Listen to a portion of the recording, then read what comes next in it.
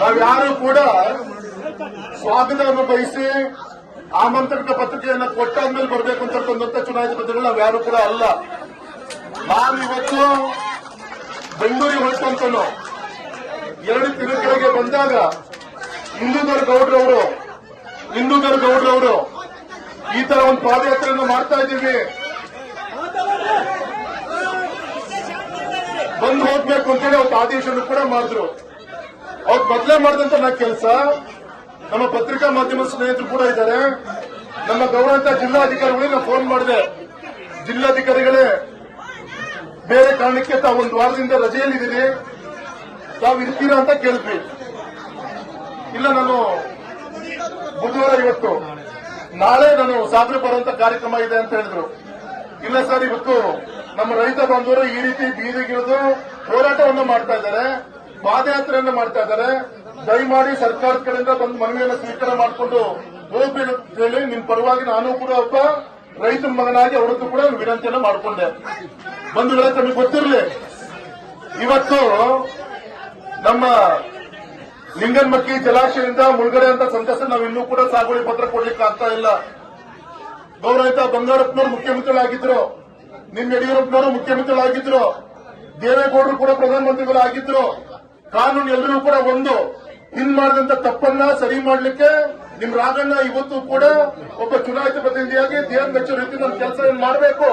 ನಾನು ನಮ್ಮ ಎಲ್ಲರ ಮುಖಂಡರುಗಳು ಎಲ್ಲರೂ ಕೂಡ ಮಾಡ್ತಾ ಇದ್ದೀವಿ.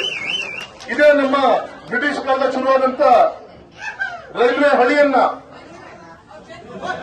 ಶುರುವಾಗಿ ನಿಂತು ಹೋಗಿತ್ತು.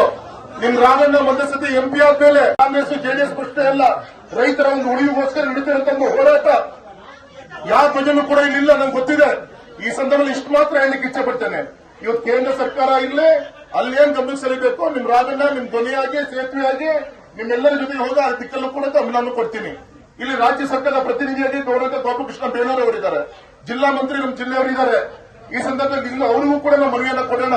ಯಾವುದೇ ಕಾರಣಕ್ಕೂ ಏನಿವತ್ತು ಎನ್ಟಿಪಿಸಿಯಿಂದ ಅಣುಸ್ತಾರ ಪ್ರಸ್ತಾವವನ್ನು ನಿರ್ಮಾಣ ಮಾಡಬೇಕು, ಸುಮಾರು 200 ಗಿಗಾವ್ಯಾಟ್ ಉತ್ಪಾದನೆಯನ್ನು ಮಾಡಲಿಕ್ಕೆ ಸುಮಾರು 1000 ಚಿಲ್ಲರೆ ಎಕರೆ ಭೂಮಿಯನ್ನು ಬೇಕು. ನಮ್ಮ ಬೇಸೂರು ಗ್ರಾಮದಲ್ಲಿ ಈಗಾಗಲೇ ಮುಳುಗಡೆಯಿಂದ ಏನೋ ಒಂದು ಜೀವನ ಕಟ್ಕೊಂಡು ಜೀವನ ಸಾಗಿಸ್ತಾ ಇದ್ದಾರೆ, ಇನ್ಯಾವುದೇ ಪರಿಸರ ಇಲ್ಲ.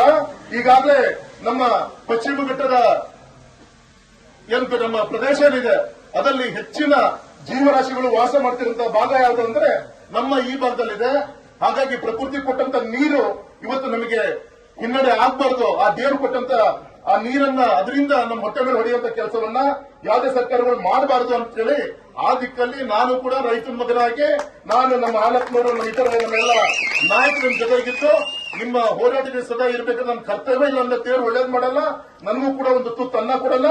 ನಿಮ್ ಜೊತೆ ನಾನು ಇದ್ದು ಈ ಹೋರಾಟಕ್ಕೆ ಎಲ್ಲಿವರೆಗೂ ನಾನು ನಿಮ್ ಜೊತೆಗೆ ಅದನ್ನು ನಿಮ್ ಧ್ವನಿಯನ್ನ ಮುಟ್ಟಿಸುವಂತ ಕೆಲಸವನ್ನ ಮಾಡಬೇಕು.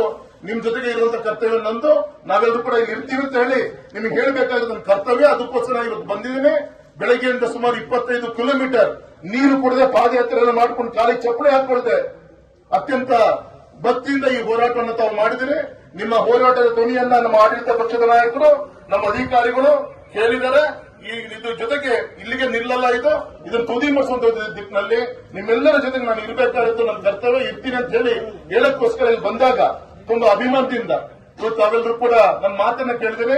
ನಿಮ್ಮ ವಿಶ್ವಾಸನ ಉಳಿಸ್ಕೊಂಡು ನಿಮ್ ಕೆಲಸವನ್ನು ಮಾಡೋದ ದಿಕ್ಕಿನಲ್ಲಿ ನಿಮ್ ಜೊತೆ ಒಬ್ಬ ರೈತ ಮಗನ ನಾನು ಕೂಡ ಇರ್ತೀನಿ ಅಂತ ಈ ಸಂದರ್ಭದಲ್ಲಿ ಹೇಳಿ ನನ್ನ ಮಾತನ್ನ ಮುಗಿಸ್ತೇನೆ. ಭಾರತ್ ಮಾತಾ ಕಿ